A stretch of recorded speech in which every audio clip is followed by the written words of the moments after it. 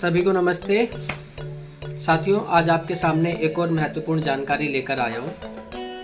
आप सभी जानते होंगे कि विधवा महिलाओं के लिए विधवा पेंशन सरकार विभिन्न सरकारें देती हैं। इसके अलावा विधवा पेंशन के अलावा एक और योजना है जिसका नाम है राष्ट्रीय पारिवारिक लाभ योजना। राष्ट्रीय पारिवारिक लाभ योजना में जो भी घर का परिवार का मुखिया होता है उसकी आकस्मिक मृत्यु पर 20,000 रुपये की राशि दिल्ली में दी जाती है। यही राष्ट्रीय पारिवारिक लाभ योजना के अंतर्गत अन्य राज्यों में 30,000 रुपये की आर्थिक सहायता दी जाती है। इसके लिए लेकिन 2 शर्त हैं कि मृतक की आयु 60 वर्ष से कम होनी चाहिए, यानी कि जिसकी मृत्यु हुई हो उसकी उम्र 60 वर्ष से कम होनी चाहिए। इसके अलावा जो महिला आवेदक है उसको 1 वर्ष के अंदर आवेदन करना होगा। यदि 1 वर्ष के बाद वो आवेदन करती है तो उसको इस योजना का लाभ नहीं दिया जाता है, और यदि मृतक की आयु 60 वर्ष से ऊपर है तब भी वह इस योजना का लाभ नहीं ले पाएगी। दिल्ली में राष्ट्रीय पारिवारिक लाभ योजना के अंतर्गत 20,000 रुपये की आर्थिक सहायता दी जाती है। वहीं अन्य राज्यों में राष्ट्रीय पारिवारिक लाभ योजना के अंतर्गत 30,000 रुपये की आर्थिक सहायता दी जाती है।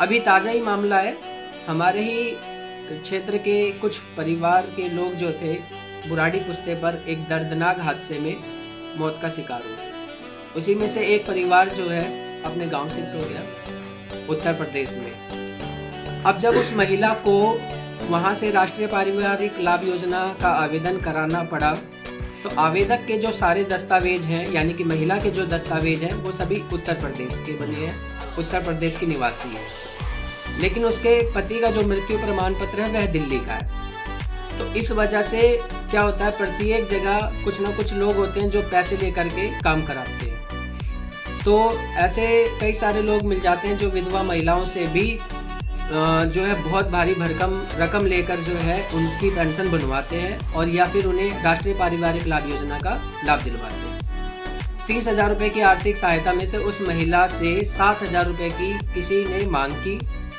और जबकि कह दिया गया कि आपका यह फार्म अब नहीं भरा जाएगा, जबकि अभी उनके पति की मृत्यु को लगभग 5-6 महीने ही हुए हैं।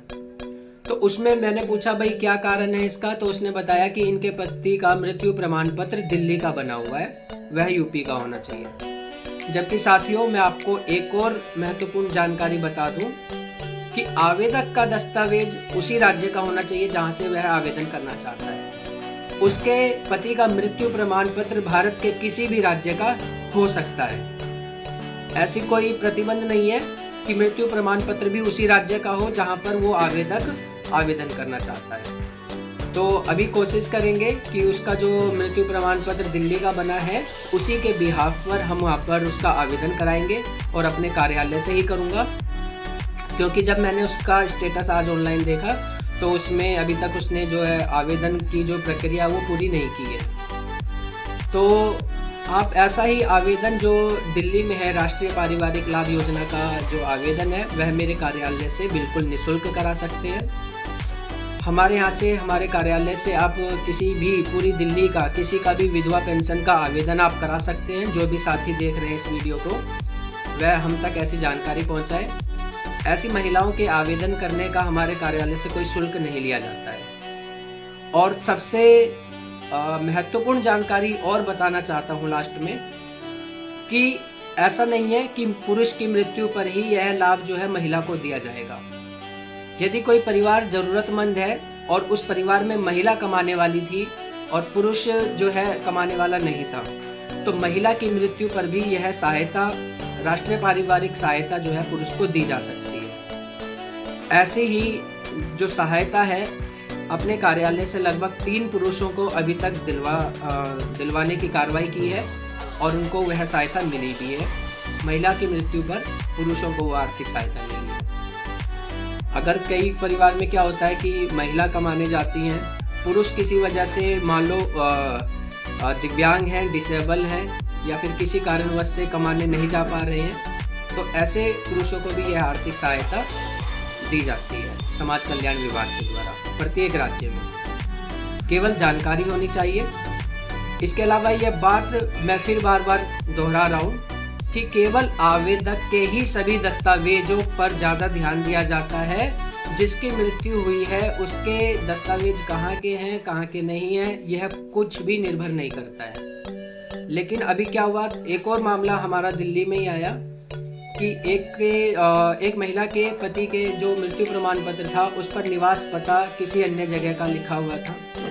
तो उस वजह से उस महिला का पेंशन का आवेदन निरस्त कर दिया गया। जब अपने कार्यालय से यहाँ से हमने प्रयास किया, विभाग में इसकी शिकायत की, तो जिला कार्यालय को वह आवेदन स्वीकृत करना पड़ा।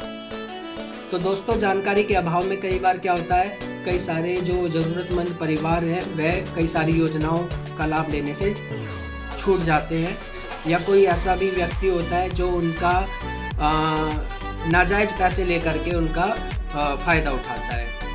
तो एक विधवा महिला जब मतलब कि उसके पति का सहारा उससे छूट जाता है, तो प्रतिदिन उसका और उसके परिवार का गुजारा चलाना काफ़ी कठिन होता है। तो ऐसी कोई भी महिला आपको या आपकी नज़र में या आपके आसपास में दिखाई दे जो किसी कारणवश से इन ऐसी योजनाओं का लाभ नहीं ले पा रही है, या फिर किसी वजह से उसका आवेदन निरस्त कर दिया जाता है, तो ऐसी जानकारी हम तक पहुँचाएँ और वीडियो को ज़्यादा से ज़्यादा शेयर करें, जिससे कि ज़रूरतमंद प्रत्येक वर्ग को ऐसी योजनाओं का लाभ मिल सके। विधवा पेंशन और राष्ट्रीय पारिवारिक लाभ योजना का बिल्कुल निःशुल्क, बिना किसी पैसे का कोई भी आवेदन कराना हो तो आप हमारे कार्यालय पर संपर्क कर सकते हैं। मेरी टीम के जितने भी सदस्य हैं वह सभी आपको इसमें कोऑपरेट करेंगे।